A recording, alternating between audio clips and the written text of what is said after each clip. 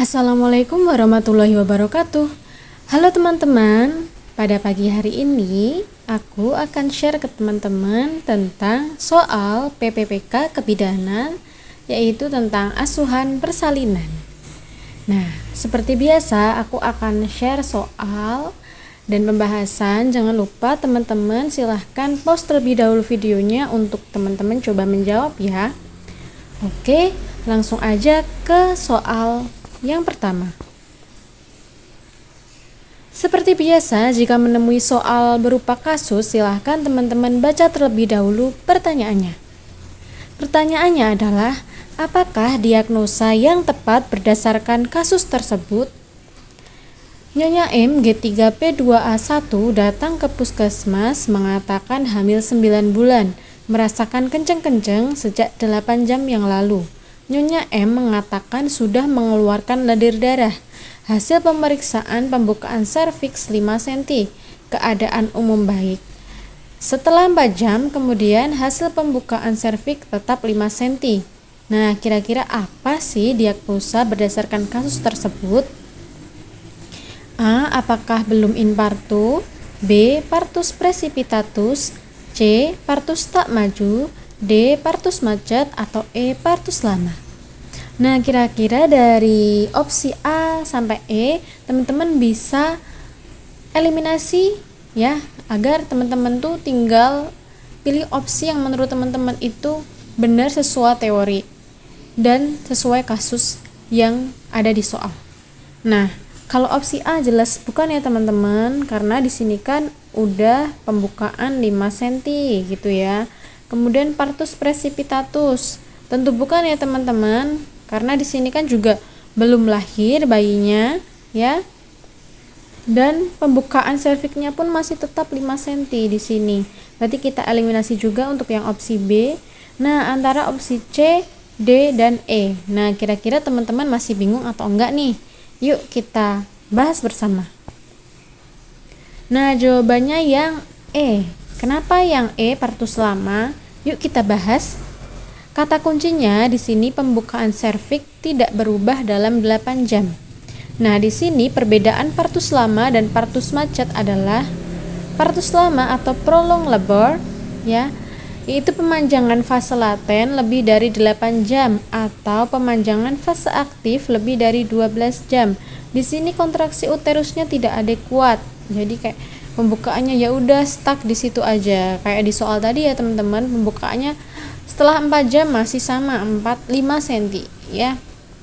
Kemudian apa sih partus macet? Partus macet adalah uterusnya berkontraksi secara adekuat tapi kepalanya tidak turun-turun gitu. Jadi kira-kira yang mana? Oh iya, satu lagi teman-teman, partus tak maju. Nah, kalau partus tak maju merupakan fase dari suatu partus macet dan berlangsung terlalu lama sehingga menimbulkan gejala seperti dehidrasi, infeksi, kelelahan, serta asfiksi dan kematian dalam kandungan. Seperti itu. Jadi di sini terjadi pemanjangan ya teman-teman ya fasenya. Maka jelas jawabannya adalah yang E, partus lama ya. Jadi jawabannya yang E. Nah, soal seperti ini juga sering keluar teman-teman. Jangan lupa teman-teman catat ya, apa bedanya partus tak maju, partus macet, dan partus lama. Teman-teman harus tahu bedanya. Oke, kemudian soal yang kedua. Kalau teman-teman coba ya soal ini, silahkan pause terlebih dahulu. Pertanyaannya adalah, apakah yang dialami pasien berdasarkan observasi tersebut? Nah, di sini kasusnya adalah Nyonya M usia 22 tahun datang ke puskesmas mengatakan perutnya kencang-kencang ingin melahirkan bayinya.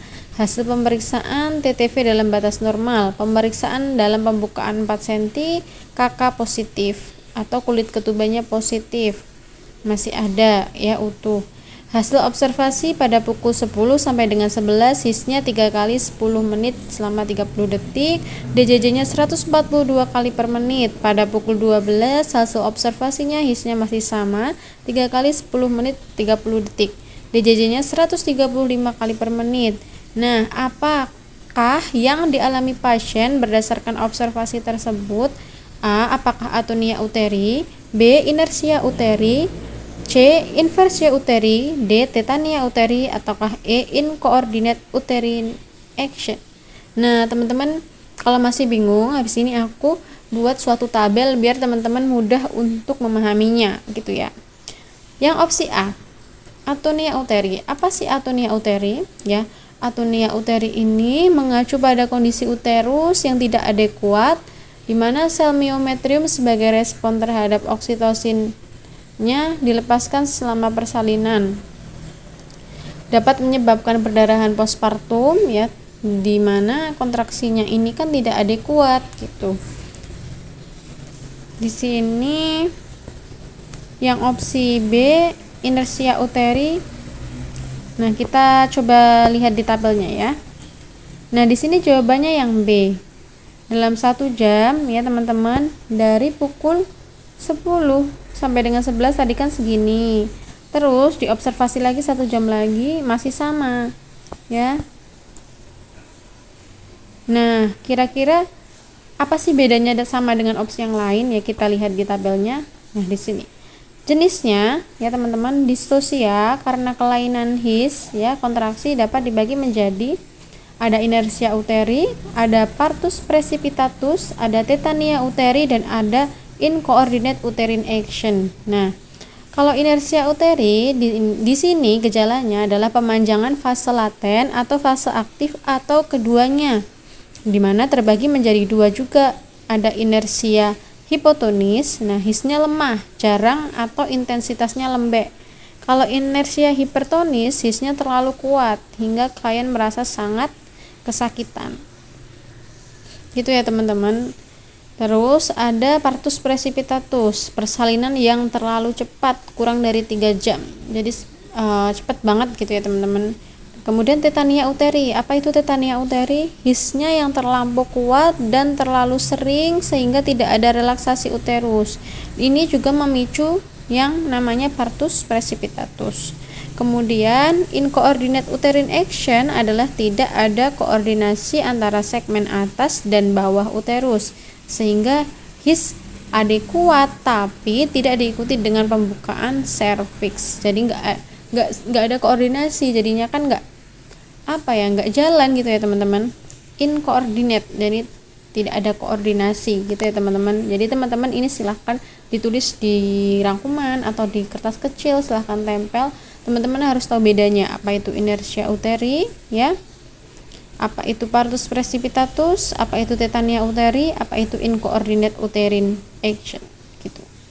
Jadi jelas ya teman-teman, jawabannya adalah yang B,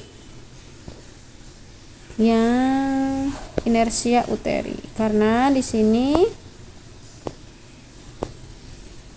dalam 1 jam hisnya tidak berubah atau tetap masih sama 3 kali 10 menit 30 detik terjadi pemanjangan ya, masih sama seperti itu. Gampang banget ya teman-teman ya. Nah, seperti biasa aku selalu menyelipkan kata-kata di akhir slide, dimana peluang tidak muncul begitu saja, kamulah yang membuatnya gitu teman-teman. Jadi kalau teman-teman ingin mencapai sesuatu, kalau teman-teman tidak ada usaha ya bakal nol hasilnya gitu ya. Teman-teman boleh pasrah dengan berdoa, tapi teman-teman harus dibarengi dengan usaha, seperti itu ya. Oke, sekian dulu dari aku, semoga apa yang aku sampaikan ini bermanfaat. Kalau ada salah maupun komentar ataupun masukan boleh banget, aku sangat menerima. Silahkan komen aja di bawah gitu ya teman-teman ya. Jangan lupa juga buat subscribe, like, dan share. Jangan lupa juga follow Instagram Ukom Bidan, dan jangan lupa gabung di grup Ukom Kebidanan. Sekian dulu dari aku. Wassalamualaikum warahmatullahi wabarakatuh. Bye bye.